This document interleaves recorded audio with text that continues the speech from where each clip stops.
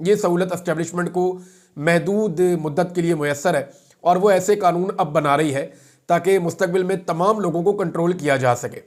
फ़र्ज़ करें कल को मुल्क में इमरजेंसी लग जाती है या कोई कौमी हुकूमत बना दी जाती है या कोई टेक्नोक्रेट हुकूमत लाई जाती है या कोई और हुकूमत मिली जुली सरकार लाई जाती है, तो ये जो कवानीन अब बनवाए जा रहे हैं इनके ऊपर फिर कोई उंगली नहीं उठा सकेगा। सवाए पाकिस्तान तहरीक इंसाफ के कोई कुछ नहीं कह सकेगा इन कवानीन के हवाले से। देखिए, मैं हमेशा से इस बात के हक में रहा हूं कि सख्त कवानीन मीडिया के हवाले से बनने चाहिए, लेकिन वो सबके लिए होने चाहिए। मैंने कभी पीका कानून की मुखालफत नहीं की। मैं ये कहता हूं कि जितने मर्जी सख्त कवानीन बनाएं, जितना मर्जी सख्त क्राइटेरिया रखें, लेकिन कवानीन का इस्तेमाल दुरुस्त होना चाहिए। ये नहीं होना चाहिए कि उसमें पिक एंड चूज हो, इसको फंसाओ और इसको छोड़ दो। मिसाल के तौर पे हामिद मीर साहब ने एक बड़ी ज़बरदस्त मिसाल दी है, क्योंकि अभी जो पीका कानून आया है ये तो ऐसा लगता है कि काला कानून ही बन गया है, क्योंकि जिस तरीके से इसका इस्तेमाल किया जा रहा है इसकी एक मिसाल मैं अभी आपको पढ़ के भी सुनाता हूं। अब हामिद मीर साहब ने कहा फेक न्यूज़ क्या है। मुतीउल्लाह जान को गिरफ्तार किया गया, पहले इल्ज़ाम लगाया गया इसने पुलिस पे गाड़ी चढ़ा दी, फिर इल्ज़ाम लगाया मुतीउल्लाह जान की तलाशी ली तो उसके अंदर से मंशियात निकल आई, फिर इल्ज़ाम लगाया कि मुतीउल्लाह जान नशे में था। अब ये सारी चीज़ें फेक न्यूज़ नहीं है तो और क्या है। आप मिसाल के तौर पे देख लें कि मोटरवे पुलिस ने क्या कहा था। उन्होंने कहा था जी मुरम्मत के लिए मोटरवे बंद कर रहे हैं, जब पाकिस्तान तहरीक इंसाफ ने एक लॉन्ग मार्च करना था। तो क्या वो फेक न्यूज़ नहीं थी जिसको फैलाया गया। अभी जियो न्यूज़ ने एक फेक न्यूज़ फैलाई, वहाँ से शुरू की, मैं भी उसके चक्कर में आ गया। मैंने कहा इतना बड़ा चैनल है, ठीक बात कर रहा होगा कि बिलावल को अमेरिका से दावतनामा आ गया और वो ट्रंप की जो सदारत की हलफ बर्दारी की तकरीब है उसके अंदर शामिल होने जा रहा है। बाद में पता चला कि वो खबर भी झूठी निकली। हालांकि पीपल्स पार्टी वाले बड़ी देर तक उस खबर को अपने दिल के साथ लगाकर बैठे रहे। अब मामला ये है कि ये जो कानून बन रहा है ये तो खालिसतन ऐसा लगता है कि आज़ादी इजहार राय का गला घूंटने के लिए बन रहा है। ये भी हम बर्दाश्त कर लेंगे, कोई मसला नहीं है, लेकिन सबके ऊपर इंप्लीमेंट होना चाहिए। अब ये मैं मिसाल के तौर पे मैं अपनी मिसाल आपके सामने रख देता हूं ना। सबसे आसान तो ये है जो मेरे साथ हुआ। अभी 2 मुकदमे मेरे ऊपर दर्ज किए गए हैं और दोनों दफा क्या किया गया है, मैंने ट्वीट कुछ और लिखी, उस ट्वीट को बदल के उसके अंदर अल्फाज की तरमीम करके नए अल्फाज उसके अंदर शामिल करके और मेरे ऊपर मुकदमा दर्ज करवा दिया। अब मुझे बताएं ये फेक न्यूज़ नहीं है तो और क्या है। यानी मैंने जो बात कही नहीं, मैंने जो बात लिखी नहीं, मैंने जो बात ट्वीट नहीं की, वो बात मेरे खाते में डाल के मेरे पे मुकदमा करवा दिया। अब जो मुकदमा करवाने वाले हैं या जिन्होंने ये तरमीम की है उनके खिलाफ मुकदमा बनता है ना, लेकिन मैं कहां दरखास्त दूं। मामला यह है कि यहां पे पिक एंड चूज है। मुखालिफिन को कुचलने के लिए इस कानून को इस्तेमाल किया जाता है और इसको बनाने का कोई और मकसद नहीं है। अब मिसाल के तौर पे व्हाट्सएप ग्रुप की एक खबर आई है। ये खबर आप सुनेंगे तो आपको आइडिया हो जाएगा कि ये पीका कानून क्या है और ये आने वाले वक्त में क्या करने वाला है। यही कानून कल को पीपल्स पार्टी, PMLN और बाकी जमातों के खिलाफ भी इस्तेमाल होगा, क्योंकि कल को इनके ऊपर भी जो है वो नज़ला गिरेगा। एस्टेब्लिशमेंट जो है उसको इस बात का आइडिया है कि पाकिस्तान में जिसने भी इलेक्शन लड़ना है उसने हमारे खिलाफ ही लड़ना है अब, और हमारे खिलाफ ही जो जाएगा उसी को वोट डालेगी पाकिस्तान की आवाम। तो ऐसे में वो अपनी अब एक शील्ड बना रहे हैं कि कम से कम हम तो महफूज हो जाए। अब इसमें आप ये देखें कि व्हाट्सएप ग्रुप में कोई तौहीन की गई है मरियम नवाज की, और उसके ऊपर एक एडमिन जो है उसको गिरफ्तार कर लिया गया है। यानी अब आप किसी भी एडमिन को गिरफ्तार करवा सकते हैं। पहले FIR देखें आप, FIR बड़ी मिट्टी मिट्टी सी है, लेकिन मैंने बड़ी मुश्किलों से क्लोज कर करके उसको पढ़ा है, तो जो मैं उसमें से लिख पाया हूं वो मैं आपके सामने रख देता हूं। ये जनाब पाकपतन की FIR है। जनाब SHO थाना फरीदनगर, अस्सलाम वालेकुम। मैं ये मोहरज हूं, यार्स कर रहा हूं कि मन SI शबीर हुसैन, ये शबीर हुसैन साहब सब इंस्पेक्टर हैं, आबिद कांस्टेबल, सरकारी गाड़ी जिसका नंबर GAA है 756, ड्राइवर जिसका खुरम जावेद है और उसका कांस्टेबल नंबर 702 है। सिलसिला गश्त और पड़ताल जराइम, शर्की रेलवे फाटक पर हम मौजूद थे। यानी वो कह रहे थे कि हम गश्त कर रहे थे और गश्त करते करते हम सोशल मीडिया में घुस गए। How is it possible. यानी वो गश्त कर रहे थे, अचानक ये अगला जुमला ये है कि मौजूद हूं कि सोशल मीडिया वज़ीर आला पंजाब के बारे में तौहीन आमेज बेहुदा किस्म की जिसमें डर्टी लैंग्वेज इस्तेमाल की गई है पोस्ट मुलाहिजा हुई। यानी आपको हैरत नहीं हो रही है क्या लिखा हुआ FIR में। FIR में लिखा है कि पुलिस अपनी गाड़ी पे गश्त कर रही थी।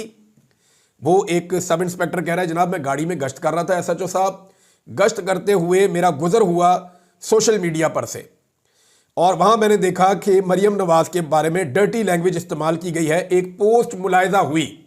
गश्त के दौरान इनको एक पोस्ट मिलती है, किसने दिखाई, कैसे दिखाई, कोई बंदा मिला उसने दिखाई, या कोई मोबाइल पे बंदा चेक कर रहा था, ये पीछे से अचानक पहुंच गए, इन्होंने जाके उसके मोबाइल में देख ली, इसके बारे में कुछ पता नहीं। वो कहते जी अचानक पोस्ट मुलाहिजा हुई जो कि मुसम्मी हाफिज, इसका नाम अजीब सा मिटा हुआ है, ऐसा लगता है इजहार अमीन है, और उसका मोबाइल नंबर आगे लिखा हुआ है। इसने इस मोबाइल नंबर से अपलोड की, मोबाइल नंबर से अपलोड की, इसका मतलब यह है कि ये व्हाट्सएप की है। मोबाइल नंबर से जो पोस्ट अपलोड होती है वो व्हाट्सएप पे अपलोड होती है, जो आती है उस पर फेसबुक पे, ट्विटर पे, बाकी जगहों पे उसमें नंबर मोबाइल का नहीं होता। अच्छा जी, अपलोड की जो कि पाकिस्तान के टाइगर्स ग्रुप में की गई। ये ग्रुप बना हुआ है पाकिस्तान के टाइगर्स व्हाट्सएप के ऊपर, उस ग्रुप के अंदर इस मोबाइल नंबर से एक पोस्ट हुई जो कि हाफिज इजहार अमीन नामी बंदे ने की है। फिर वो बताते हैं जी मज़कूरा ग्रुप का एडमिन आसिफ फरीद वल्द अब्दुल जब्बार है। इसका एड्रेस जनाब फलां फलां करार पाया है, और करार पाया है और यूएसबी में हमने सबूत भी हासिल कर लिया है। हाफिज इजहार अमीन ने जानबूझकर पोस्ट सोशल मीडिया पर अपलोड की और आसिफ फरीद ने यह जानते हुए कि पोस्ट तौहीन आमेज है, गैर कानूनी है, उसे डिलीट नहीं किया और दीगर ग्रुप के मेंबरान को पोस्ट को देखने का मौका फराहम किया और अवामुन्नास में इंतशार फैलाने की कोशिश की है। इर्तिकाब जुर्म हुआ है, पीका एक्ट के तहत मुकदमा दर्ज कर लिया गया जनाब। अब आप अंदाजा करें, यानी इसका मुद्दई कौन है? पुलिस वाला गश्त कर रहा था, गश्त करते करते अचानक एक पोस्ट सामने आ गई। ऐसे डिजिटल दौर में हम जी रहे हैं कि पुलिस वाला गाड़ी चला रहा है, अचानक सोशल मीडिया की सामने आकर खड़ी हो जाती है पोस्ट, और वो देखता है अच्छा व्हाट्सएप ग्रुप के अंदर ये चल रहा है, और फिर उसके बाद यानी कोई उसको बताता नहीं है, बीच में कोई लिंक नहीं है, यानी ये एफआईआर रद्दी की टोकरी में जाएगी। लेकिन ये काटी क्यों गई, इसको जरा आप समझें। ये एक परफेक्ट एग्जाम्पल है कि मुखालिफिन को कुचलना कैसे। यानी इस बंदे के ऊपर कोई तप होगी, या ये पाकिस्तान तहरीक इंसाफ का बंदा होगा। अब इस बंदे को कुचलने के लिए या इसको निशाना बनाने के लिए बड़े आराम से यूएसबी के अंदर डाला कि मरियम नवाज की कोई 2-4 अजीब सी पोस्टें डाल दी यूएसबी के अंदर, और इल्जाम लगा दिया जी ये फलां बंदा है जो एडमिन है ग्रुप का, इस ग्रुप के अंदर इस बंदे की इस ग्रुप में ये आई है, और डाली भी किसी और ने। यानी आप किसी भी ग्रुप में कोई भी चीज डालें, ग्रुप का एडमिन वहां पे गिरफ्तार हो जाएगा। कितना आसान है, ग्रुप के अंदर कोई भी चीज डालें और ग्रुप का एडमिन गिरफ्तार, कि जनाब उसने चाहे देखी भी ना हो पोस्ट, उसको पता भी ना हो, वो बेचारा कहीं अस्पताल में पड़ा हो या वो कहीं बेचारा एतकाफ में बैठा हुआ है, फर्ज करें ग्रुप एडमिन, और मोबाइल उसके बाद है ही नहीं, पीछे से कोई और बंदा बीच में पोस्टें डाली जा रहा है, वो ईद वाले दिन गिरफ्तार हो जाएगा। वो इसलिए गिरफ्तार हो जाएगा कि उसने डिलीट नहीं की। तो ये जनाब एक एफआईआर की गई है। अब मुखालिफिन को कैसे कुचला जाएगा इसका आप अंदाजा लगा सकते हैं। आज़ादी इजहार राय पाकिस्तान के अंदर तकरीबन खत्म हो गया है। ये ऐसा लगता है कि डिक्टेटर का, ज़ियाउल हक का दौर भी ऐसा नहीं था जो लोग बताते हैं। परवेज़ मुशर्रफ के दौर में इतनी सख्ती नहीं थी और मीडिया के ऊपर इतनी पाबंदियां नहीं थी, बल्कि मीडिया परवेज़ मुशर्रफ के दौर में आज़ाद हुआ था। और इस दौर के अंदर तो मीडिया को तबाह बर्बाद कर दिया है, और ये सारा काम एस्टेब्लिशमेंट ले रही है अपनी अर्दली हुकूमत से, और अर्दली हुकूमत वो काम करती चली जा रही है, करती चली जा रही है। इनको पता भी नहीं चलेगा कल को यही डंडा इनके सर पे पड़ेगा। और आप अंदाज़ा करें इनकी सोच का कि मरियम नवाज के एक नून लीगी एमपीए है, और ये खातून है जिससे टिकटॉकर वज़ीर आला हाथ मिलाना भी पसंद नहीं करती। मैंने कुछ वीडियोस देखी हैं। अब ये कहती है जी नईम हैदर पंजूथा, वो एक लड़ाई होगी उनकी नून लीगी बंदे के साथ, हाथापाई तक मामला नहीं जाना चाहिए, और ना ही किसी को किसी की भी निजी जिंदगी में जाना चाहिए। ना नून लीग को ऐसा काम करना चाहिए, ना पीटीआई को ऐसा काम करना चाहिए। निजी जिंदगी में तो बिल्कुल नहीं जाना चाहिए। आप मेरा सारा करियर उठाकर देख लें, मैंने कभी किसी की निजी जिंदगी के ऊपर अटैक नहीं किया। मेरे सारे वीलॉग उठा के आप देख लें।